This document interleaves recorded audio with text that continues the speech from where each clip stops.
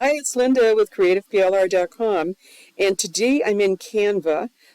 Recently, I think it was a couple weeks ago, I put out an opt-in with 10 coloring pages in it. The coloring pages had quotes on them, kind of like this one. And so I had 10 coloring pages, heart-themed, for Valentine's Day, with quotes on them. And I also, in the same pack, I included the original 10 coloring pages without the quotes. And I had people ask me, well, what do I do with the coloring pages? What can I do with them besides just add a quote? And or just use the quote that's already there. So, I thought I would do a little quick video to share how some of the ideas that I had that you could repurpose coloring pages, not just these, but any coloring page that you have. The first thing is you can add your own quote. So if you go to Elements in Canva, and I happen to like the round one. It's not being very helpful today. There you go, finally.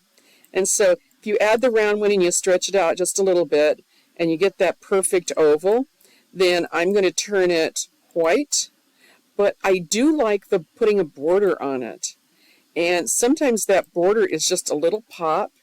And if you can put a little pop of color on there, it adds a lot to that coloring page. And so there's my text. I'm just going to copy it from another page. And you could make your own set of coloring pages with quotes on them. Your own quotes. They don't have to be about love. They can be about anything. You do any kind of quote you like and make it fit and sell the pack as coloring pages with quotes on them. Okay, so you could do that. That's one idea. Another idea, I'm going to get rid of this so I can use this. Another idea, which I kind of like, is if you notice I didn't attach the background. That background of that slide is light blue. And so what I'm going to do is I'm going to edit this photo because that's what the image is. And look, I removed the background and all that's left is just the actual design. And this makes a really interesting page because if you want to make a planner or a journal or even a cover, and it's really easy to do. Let me scroll and show you what I did. If you're using a planner that has inside divider pages, you could add a label it January, or you could divide up the pages like to-do lists, monthly pages, weekly pages, that kind of thing, and you could make dividers out of them. One thing I would caution you about the coloring pages that have the quotes on them, you can't easily remove the background. In fact, I don't think you can remove the background at all because where that original oval was that covered up the coloring page, you'll see it didn't remove any of the white behind there. So, and it's also kind of like weird in this area as well. So it doesn't work really well, but you can do the plain coloring pages that I included. That works too. Now, you don't have to keep that a solid color. What I like to do is you can use the gradients. It makes a really pretty color. You scroll clear down here into the color and look at all of these different color choices you have. And I think I'm in the mood for this one. And it really brings that design to life. That design is not overpowering what any other kind of content you want to put on that page. And they're so pretty. What you can do is you can use that as a background or a frame for a planner or a journal that you're making.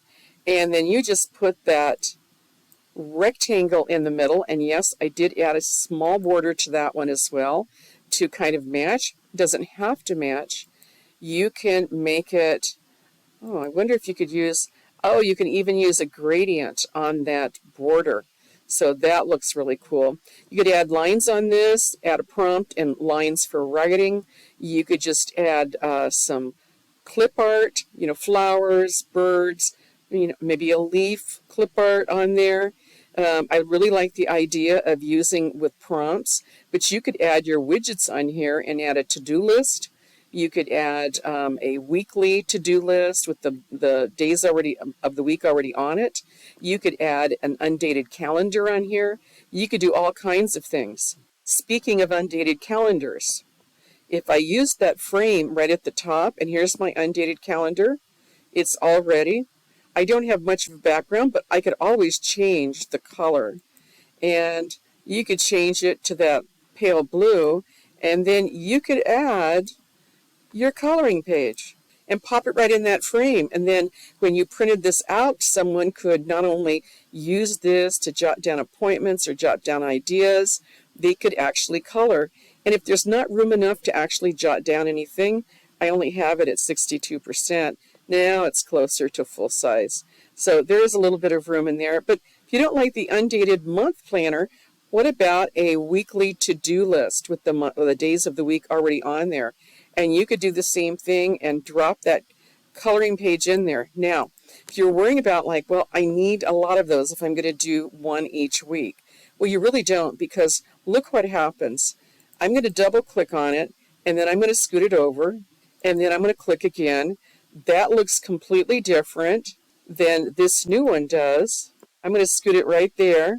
So this looks different from this. So each of these you could use each coloring page about 4 times. So you'd really only need about 12 or 13 at most. Or you could just get creative and start using other coloring pages that you may have laying around.